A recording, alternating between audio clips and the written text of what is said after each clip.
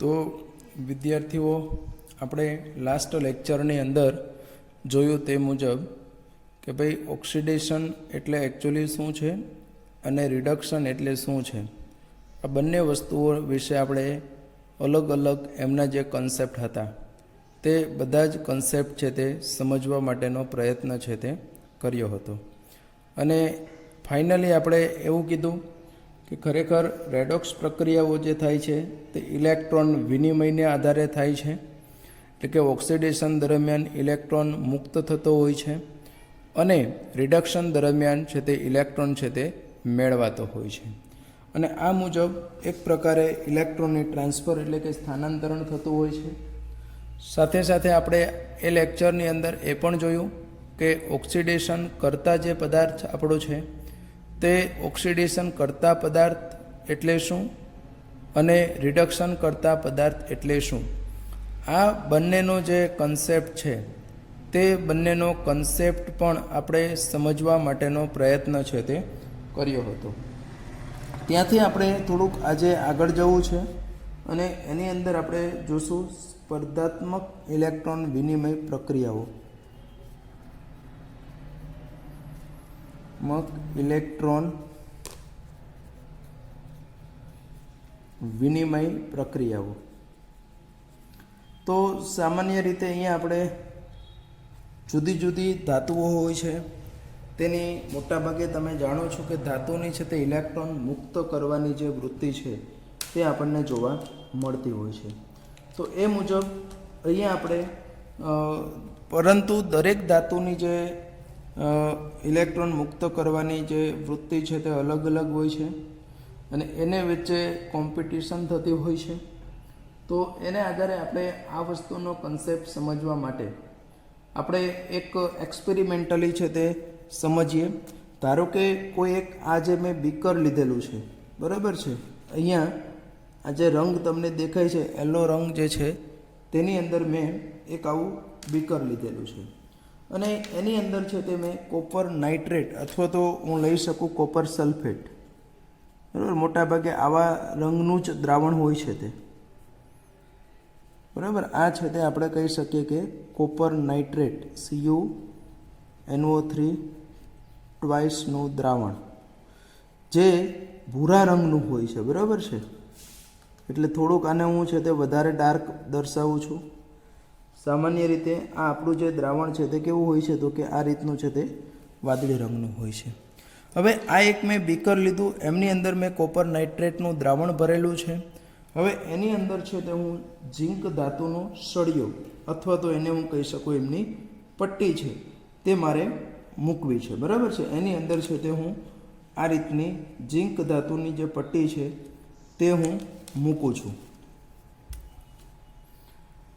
હવે આ રીતની મેં ઝીંક ધાતુની પટ્ટી છે તે મૂકેલી છે. હવે આ રીતનું આપણે એને મૂકી દીધા બાદ હવે આપણે એમને આશરે 1 કલાક સુધી રાખી મૂકવાનું છે.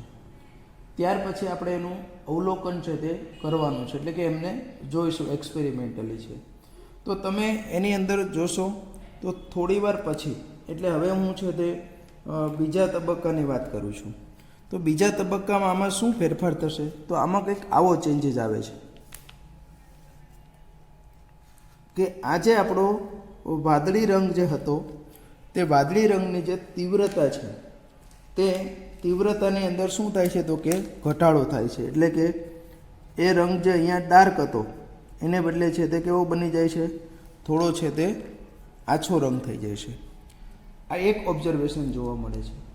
બીજા ઓબ્ઝર્વેશનની અંદર આપણને શું જોવા મળે તો કે આપણે એક શું બને, દ્રાવણ છે તેમાં જે ભૂરો રંગ છે કોપર નાઇટ્રેટના દ્રાવણનો તે ભૂરા રંગના તીવ્રતા છે તે શું થાય છે તો કે ઘટી જાય છે. એક આપણને આ ઓબ્ઝર્વેશન એમાંથી જોવા મળે છે. બીજા ઓબ્ઝર્વેશનની અંદર આપણને શું જોવા મળે છે તો કે જે ઝીંક ધાતુની જે પટ્ટી હતી તે પટ્ટી છે તે ખવાઈ જાય છે થોડી ઘણી છે તે, એટલે કે એના રંગ છે તે ઘટતો જાય છે.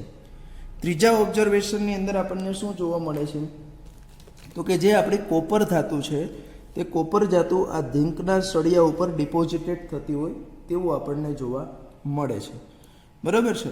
આપણે એનું જ્યારે અવલોકન થોડા સમય પછી કર્યું ત્યારે શું જોવા મળ્યું? એક તો આપણે આ ઝીંક ધાતુની પટ્ટી છે તે ખવાઈ જાય છે, અથવા તો આપણે કહેવું હોય તો એ ઝીંક ધાતુનો જે સળિયો છે તેના વજનમાં ઘટાડો થાય છે. સાથે સાથે દ્રાવણના રંગની તીવ્રતામાં ઘટાડો થાય છે. સાથે સાથે આ સળિયા ઉપર જે કોપર ધાતુ છે તે કોપર ધાતુ કેવી થાય છે? તો કે ડિપોઝિટેડ થાય છે. બરાબર છે. હજી પાછું હું એમનું જો આફ્ટર સમ ટાઈમ એટલે કે થોડી વાર પછી હું પાછું જો એનું અવલોકન કરીશ તો એની અંદર આપણો જે આ દ્રાવણનો જે રંગ છે તે દ્રાવણ લગભગ આપણું છે તે કેવું બની જશે? તો કે આ દ્રાવણ છે તે લગભગ છે તે કેવું? તો કે રંગવિહીન જે છે તે જોવા મળે છે. બરાબર. એ દ્રાવણ આપણું છે તે લગભગ કેવું જોવા મળે છે? તો કે એ દ્રાવણ છે તે ઓલમોસ્ટ રંગવિહીન જોવા મળશે. અને એની અંદર જે આ જેડેનની પટ્ટી છે તેનું પણ સારું એવું ખવાણ થયેલું હશે. અને એ જેડેનની પટ્ટી ઉપર જે આપણી કોપર જે છે તે કોપર ધાતુ સ્વરૂપે છે તે તેના ઉપર સારી એવી શું થયેલી હશે? તો કે જમા થયેલી હશે. બરાબર છે. એમના ઉપર છે તે આપણી આ કોપર ધાતુ જે છે તે જમા થયેલી હશે. તો આ રીતનું આપણે હવે આના ઉપરથી આપણે આજે અવલોકન જોયા એના ઉપરથી અનુમાન શું કરી શકીએ? તો કે અહીંયા એવું થયું કે જે આપણો ઝીંક ધાતુ હતી તે ઝીંક ધાતુનું સમયાંતરે શું થાય? તો કે જેડેનમાંથી શું બને છે? તો કે જેડેન આપણી એસ એટલે કે આમાં છે તે તમારા ધન આપણે જ્યાં પટ્ટી છે તે ઘન સ્વરૂપે હતી એમાંથી શું થાય? તો કે એનું ઓક્સિડેશન થઈને Zn+2 બને છે. અને એ દરમિયાન છે તે 2 ઇલેક્ટ્રોન મુક્ત થાય છે. આ આપણી જે પ્રક્રિયા થઈ તે શું થઈ? તો કે ઓક્સિડેશન અર્ધ પ્રક્રિયા, કે જેમાંથી છે તે આપણું શું થશે? તો કે ઇલેક્ટ્રોન મુક્ત થાય છે. હવે આ દ્રાવણમાં Zn+2 આયન છે તે રંગવિહીન આયન છે. હવે એ દ્રાવણમાં દ્રાવ્ય સ્વરૂપમાં હશે તો એને પરખ આપણે કઈ રીતનું કરીએ? તો કે જો આ દ્રાવણમાં આપણે H2S વાયુ પસાર કરીએ તો H2S વાયુ પસાર કરીએ તો Zn(S) બને છે. H2S વાયુ એમાં પસાર કરીએ તો Zn+2 માંથી Zn(S) બને છે, જેના આપણને કહેવાતું કે સફેદ અવક્ષેપ જે છે તે સફેદ અવક્ષેપ તે મળી આવે છે. Zn(S)ના સફેદ અવક્ષેપ આપણને મળી આવે છે. તો આ જે આપણી પ્રક્રિયા છે એ પ્રક્રિયાને આધારે આપણે એની અંદર છે તે કહી શકીએ કે અહીંયા જે સફેદ અવક્ષેપ આપણને મળે છે તે Zn+2ની હાજરી આ દ્રાવણમાં દર્શાવે છે. આ એક ચેન્જીસ થશે. બીજો અહીંયા ચેન્જીસ આપણને શું જોવા મળશે? તો કે દ્રાવણમાં આપણે કોપર નાઇટ્રેટ ભરેલું છે. એટલે કોપર નાઇટ્રેટ એટલે એકચ્યુઅલી Cu+2 છે એની અંદર ધાતુ જોઈએ તો, અને તે દ્રાવ્ય સ્વરૂપમાં છે. આ જે દ્રાવણનો ખરેખર જે આ આપણને ભૂરો રંગ જોવા મળે છે તે ભૂરો રંગ આ Cu+2 આયનને લીધે જ છે. હવે આ Cu+2 આયન છે તે શું કરશે? તો કે 2 ઇલેક્ટ્રોનને મેળવશે. એ 2 ઇલેક્ટ્રોન અહીંયા જે મુક્ત થયા હોય તેને મેળવે છે અને એમાંથી છે તે આપણો Cu છે તે ઘન સ્વરૂપે મળે છે. આ આપણી થઈ તે કઈ થઈ? તો કે રિડક્શન અર્ધ પ્રક્રિયા થઈ. બરાબર. આ આપણી કઈ થઈ? તો કે રિડક્શન અર્ધ પ્રક્રિયા છે તે આપણને જોવા મળે છે. હવે એક બાજુ આપણી ઓક્સિડેશન અર્ધ પ્રક્રિયા થઈ, બીજી બાજુ છે તે રિડક્શન અર્ધ પ્રક્રિયા થઈ. હવે આપણે એમાં એવું કીધું કે કોપર ધાતુ છૂટી પડે છે. તો અહીંયા જે આ Cu ધાતુ છૂટી પડે છે રાસાયણિક પ્રક્રિયામાં તે આના ઉપર છે તે જમા થતી હોય છે. અને એ જમા થાય એને લીધે અહીંયા આપણે જે તે સળિયાનું વજન સાથે સાથે ઝીંક ખવાણ થાય છે, ઝીંકનું સળિયાનું. એનું કારણ એ Znમાંથી Zn+2 દ્રાવણમાં જતો હોય છે અને દ્રાવણમાં રહેલા Cu+2નું રૂપાંતર આ Cu ધાતુમાં થતું હોય છે. ત્રીજું કે દ્રાવણના રંગની તીવ્રતા ઘટે છે. એમનું કારણ પણ આપણે સમજી શકીએ કે ખરેખર રંગની તીવ્રતા માટે આ જે Cu+2 આયન આપણો છે તે Cu+2 આયન જવાબદાર હોય છે. અને આપણે આ પ્રક્રિયા મુજબ જોયું કે આ Cu+2 તો સમયાંતરે કેવો થઈ જતો હોય છે? તો કે તે Cu+2 છે તે સમયાંતરે છે તે વપરાઈ જાય છે. એટલા માટે આપણે એના રંગની તીવ્રતા ઘટે છે.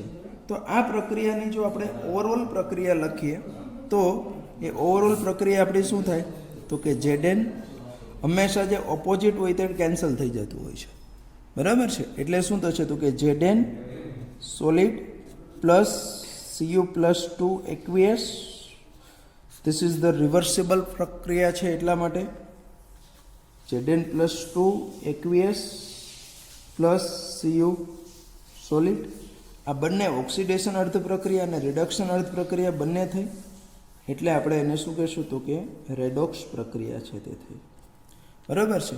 રેડોક્સ પ્રક્રિયા છે તે થઈ છે. હવે હું થોડુંક આમના કરતાં રિવર્સ કન્ડિશન મારી લેવી છે. અહીંયા મેં ઝીંક કોપર નાઇટ્રેટના દ્રાવણની અંદર છે તે આપણે ઝીંકનો સળિયો જ્યારે આપણે મૂક્યો ત્યારે ઝીંકનું ઓક્સિડેશન થયું અને Cu+2 આયન આપણો જે છે તે Cu+2 આયન છે તેમનું શું થયું ત્યાં તો કે રિડક્શન થયું છે. તો આ મુજબ હવે આપણે એની અંદર જે છે તેની અંદર હવે આપણે આ જે ઇલેક્ટ્રોન વિનિમયની પ્રક્રિયા છે તેમાં હું થોડુંક હવે રિવર્સ લઉં છું. એટલે રિવર્સની અંદર આપણે દ્રાવણ છે તે ઝીંક આયનનું આપણે લઈએ. એટલે કે અહીંયા હું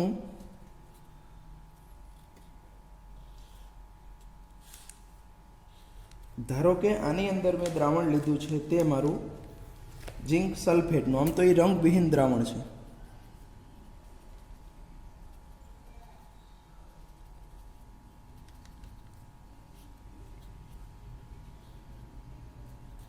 ઝીંક સલ્ફેટ ZnSO4નું દ્રાવણ છે અને એ ZnSO4નું જે દ્રાવણ છે એની અંદર મેં Cu એટલે કે કોપર ધાતુ જે છે તે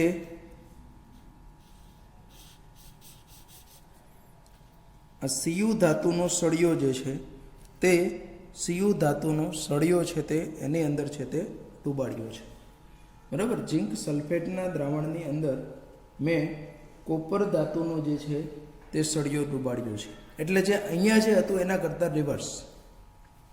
તો હવે આ પરિસ્થિતિની અંદર જો આપણે એનો અભ્યાસ કરીએ તો આ પરિસ્થિતિમાં તમે એને કલાક રહેવા દો કે પછી 2 કલાક જેટલો પણ ટાઈમ તમે એને રાખી મૂકશો તો એમની અંદર છે તે કોઈ પ્રકારનું ચેન્જીસ આપણને જોવા મળે નહીં. એટલે કે ખરેખર જો Cuમાંથી Cu+2 બનતું હોય અને એમાં જો આપણે H2S વાયુ પસાર કરીએ તો H2S વાયુ પસાર કરતાં એની અંદર આપણને CuS, બરાબર છે, CuSના શું મળે તો કે કાળા અવક્ષેપ મળતા હોવા જોઈએ, પણ અહીંયા આવા કોઈ અવક્ષેપ મળતા નથી. એટલે કે આ પ્રક્રિયા જે રિવર્સ થવી જોઈએ તે પ્રક્રિયા રિવર્સ થતી નથી. એટલે કે અહીંયા Cuનું ઓક્સિડેશન અને Znનું રિડક્શન છે તે શક્ય બનતું નથી.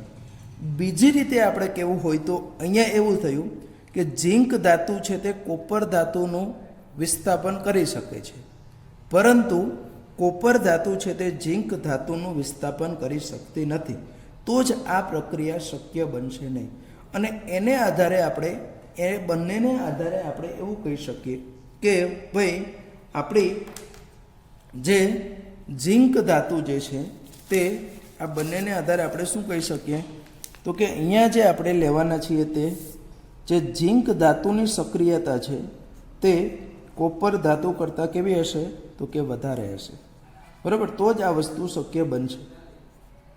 અને આને કારણે આપણે એવું કે ઝીંક ધાતુ છે તે કોપરને તેમના ક્ષારના દ્રાવણમાંથી વિસ્થાપિત કરી શકે છે, બરાબર છે. પણ કોપર ધાતુ છે તે ઝીંકને તેમના ક્ષારના દ્રાવણમાંથી વિસ્થાપિત કરી શકતી નથી, બરાબર. એમને છે તે વિસ્થાપિત કરી શકતી નથી. તો આપણે અહીંયા આ રીતનું છે તે ઝીંક અને કોપરની સક્રિયતા છે તેનો અભ્યાસ આપણે કર્યો.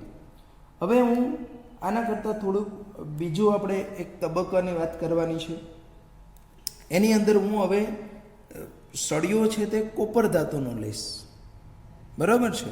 પણ એની અંદર કોપર ધાતુનો હું જે સળિયો લઉં છું તેની અંદર હવે મારે જે દ્રાવણ લેવાનું છે અહીંયા બીકરની અંદર જે છે તે દ્રાવણ તરીકે હું શું લઈશ તો કે AgNO3નું દ્રાવણ લઈશ.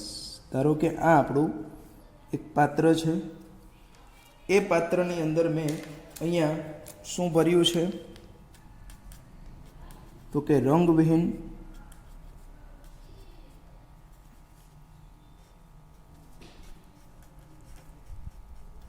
સિલ્વર નાઇટ્રેટનું દ્રાવણ. અને આજે આપણું સિલ્વર નાઇટ્રેટનું દ્રાવણ છે તે કેવું હોય તો કે રંગવિહીન હોય છે. અને એની અંદર છે તે મેં હવે કોપર ધાતુનો સળિયો છે તે ડૂબાડ્યો છે. આની અંદર છે તે આપણે શું કર્યું છે તો કે એમની અંદર છે તે આ આપણી જે કોપર ધાતુ જે છે સીયુ ધાતુનો સળિયો છે તે ડૂબાડ્યો છે. બરાબર છે. હવે આને આપણે થોડોક ટાઈમ રહેવા દઈએ અને ત્યારબાદ એમનું છે તે આપણે અવલોકન જે છે તે અવલોકન છે તે જોવાનું છે. તો અવલોકન આપણે થોડી વાર પછી એનું જોઈએ તો કંઈક આવું મળશે.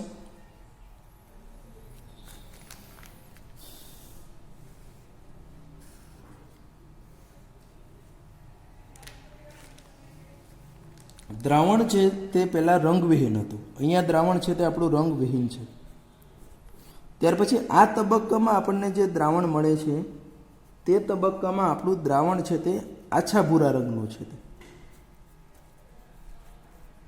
એટલે દ્રાવણ આપણું જે રંગવિહીન હતું એમાંથી એની જે તીવ્રતા છે તે ક્રમશઃ ભૂરા રંગ તરફ વધે છે.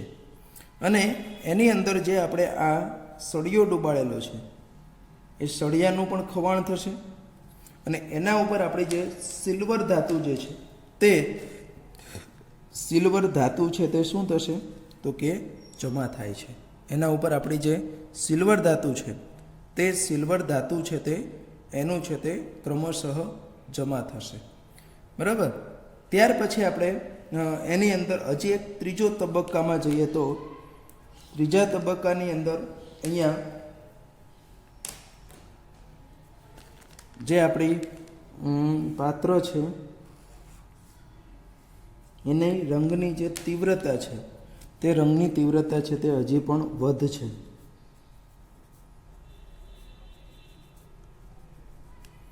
બરાબર. એના રંગની તીવ્રતા એટલે કે સંપૂર્ણ ભૂરો અથવા તો વાદળી થશે, ડાર્ક થઈ જશે.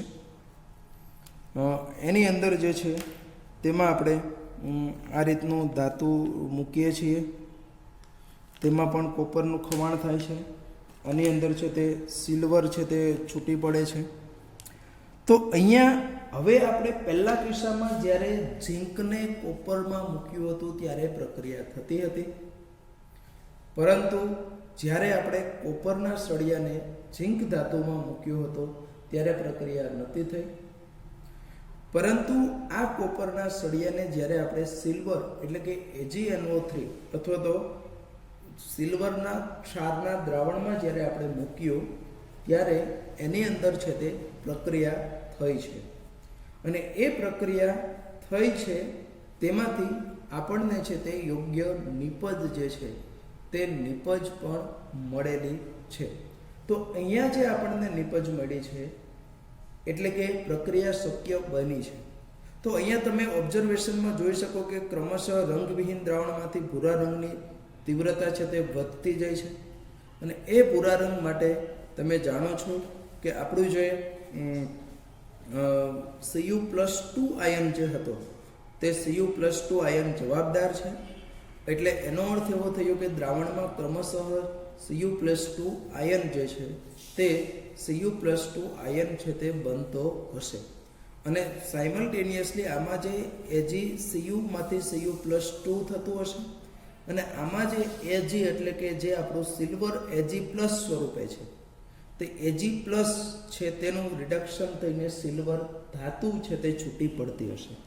એટલે જો અહીંયા આપણે રાસાયણિક પ્રક્રિયા લખવાનો પ્રયત્ન કરીએ તો રાસાયણિક પ્રક્રિયાની અંદર શું થશે તો કે આપણે કીધું કે જે આપણી પાસે આ Cu+2 છે એ 2 ઇલેક્ટ્રોન Cu છે તે ધાતુ સ્વરૂપે એટલે ઘન સ્વરૂપે છે.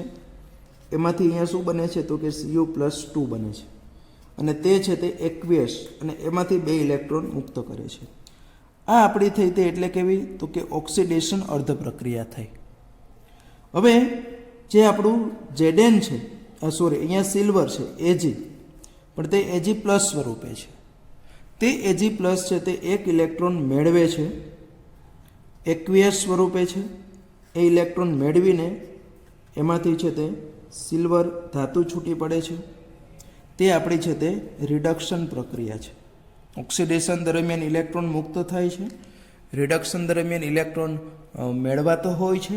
અને ઓવરઓલ આ જે પ્રક્રિયા છે તેની અંદર હવે જો આપણે એની ઓવરઓલ પ્રક્રિયા એટલે કે રેડોક્સ પ્રક્રિયા લખીએ તો અહીંયા 2 ઇલેક્ટ્રોન મુક્ત થાય છે, તો અહીંયા મારે 2 ઇલેક્ટ્રોનને મેળવવા પડે, પ્રક્રિયાને સંતુલિત કરવી પડતી હોય છે.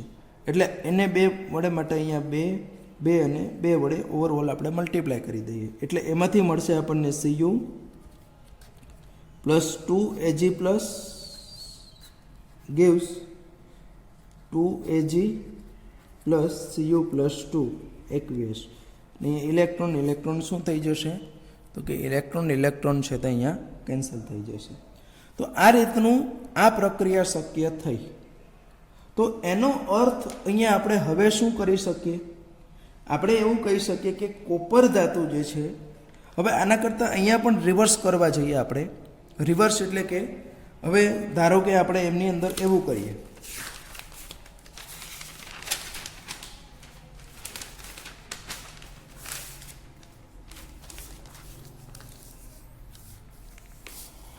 એમની અંદર આપણે રિવર્સ કરી દઈએ એટલે કે રિવર્સની અંદર એટલે આપણે આવું કરીએ કે ભાઈ આપણી પાસે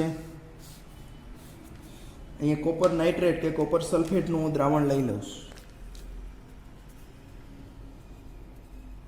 બરાબર છે, ભૂરો રંગ ઓલરેડી છે જ. આ કોપર સલ્ફેટ કે કોપર નાઇટ્રેટનું દ્રાવણ લઈ લઈએ અને એની અંદર છે તે આપણે Ag એટલે કે સિલ્વર ધાતુનો ટુકડો છે તે મૂકી દઈએ.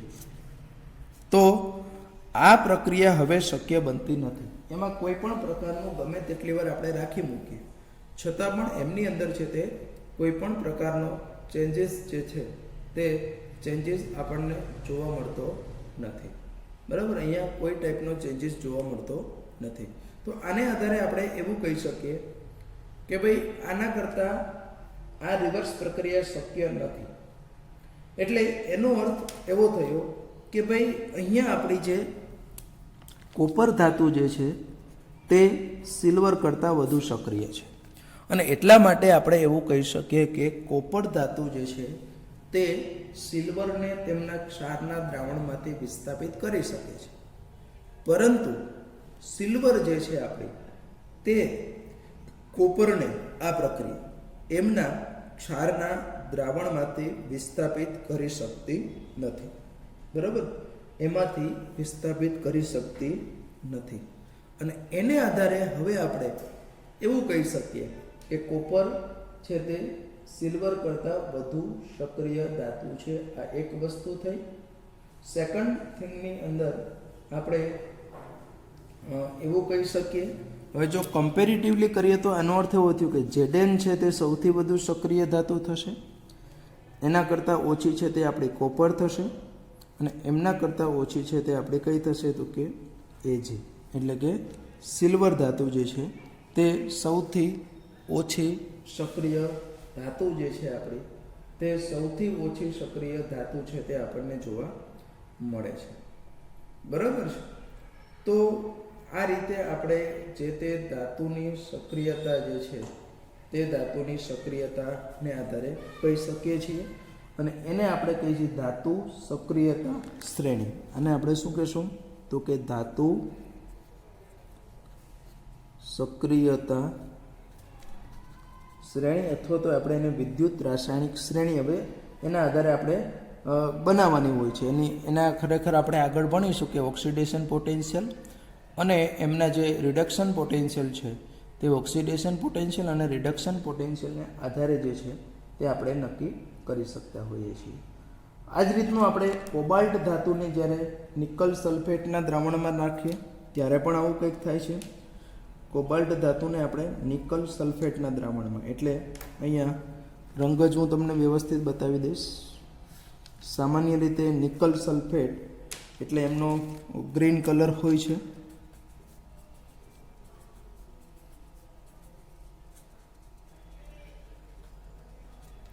એમાં આપણે કોબાલ્ટ ધાતુ જો નાખીએ તો કોબાલ્ટ ધાતુના જનરલી ક્ષારોગ છે તે આ રંગના હોય છે. તો એમાં પણ આ પ્રક્રિયા જોવા મળે કે ક્રમશઃ લીલો રંગની તીવ્રતા છે તે ઘટે છે, એનો રંગ છે તે ગુલાબી, આછો ગુલાબી તરફ તરફેણમાં જોવા મળે છે. એટલે કે જ્યાં આપણો રંગ છે તે નિકલ સલ્ફેટનો છે તે લીલો રંગ છે,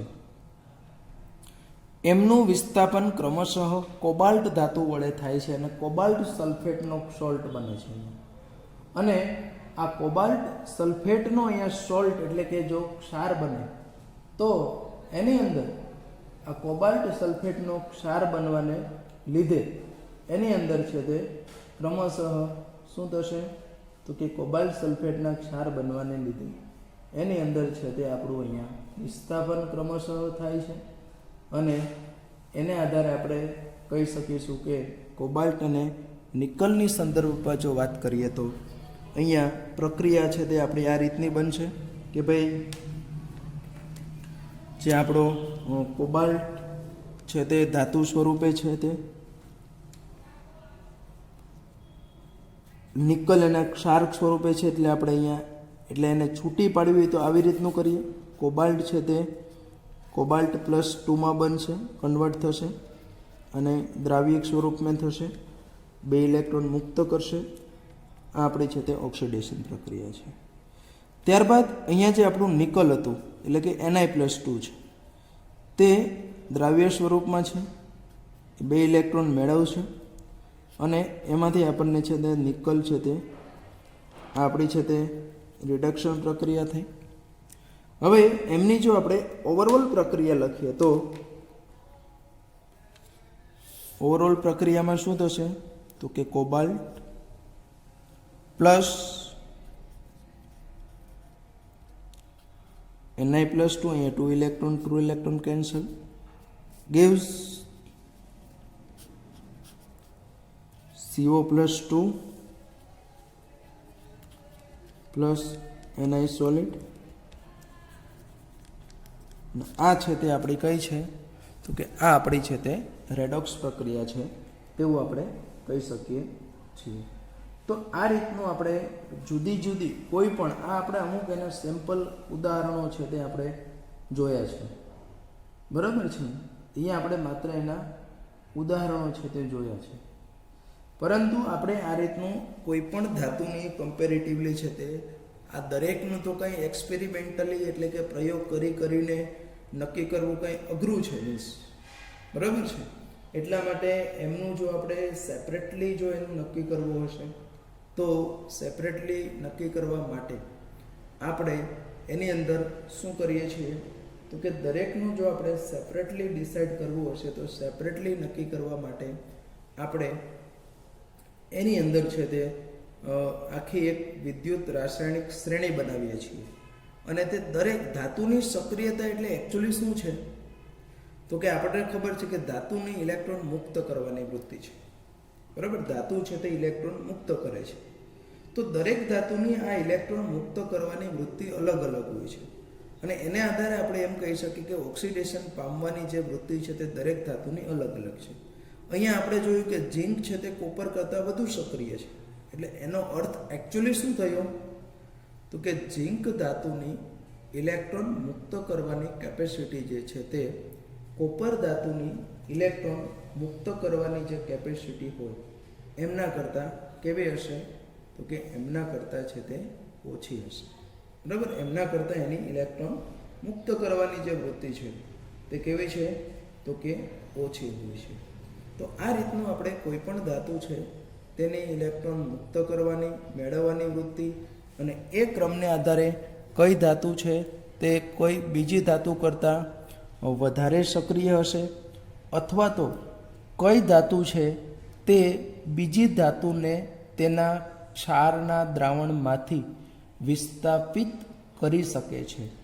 એમનું વિસ્થાપન જે છે તે પણ આપણે છે તે આવી રીતનું સમજી શકે. અહીંયા આપણે વર્ડ્સ વાપર્યો હતો સ્પર્ધાત્મક ઇલેક્ટ્રોન વિનિમય પ્રક્રિયાઓ. સ્પર્ધાત્મકમાં આપણે કીધું કે ઝિંક અને કોપર હોય તો ઝિંક ઇલેક્ટ્રોન મુક્ત જ કરે અને કોપર મેળવે, આ ફિક્સ વસ્તુ થઈ ગઈ છે, બરાબર છે. એના કરતાં ઊંધું ન થાય, એ એમની વચ્ચે સ્પર્ધાત્મક માહોલ છે તે ઉત્પન્ન થયેલો છે. તો આ રીતનું આપણે ઓક્સિડેશન કોને કહેવાય, રિડક્શન કોને કહેવાય અને અલગ અલગ પ્રક્રિયાઓ છે તેનો અભ્યાસ કર્યા બાદ હવે આપણે ખૂબ જ અગત્યની જે ટર્મ છે રેડોક્સની અંદર તે આપણે સમજવાની છે. અને તે ટર્મ એટલે કે ઓક્સિડેશન આંક. ઓક્સિડેશન આંક કોને કહેવાય અને તે આપણે કઈ રીતનું શોધી શકીએ, એના જે જુદા જુદા નિયમો છે એમનો અહીંયા આપણે હવે અભ્યાસ છે તે નેક્સ્ટ લેક્ચરની અંદર છે તે મળીશું ત્યારે કરવાના છીએ.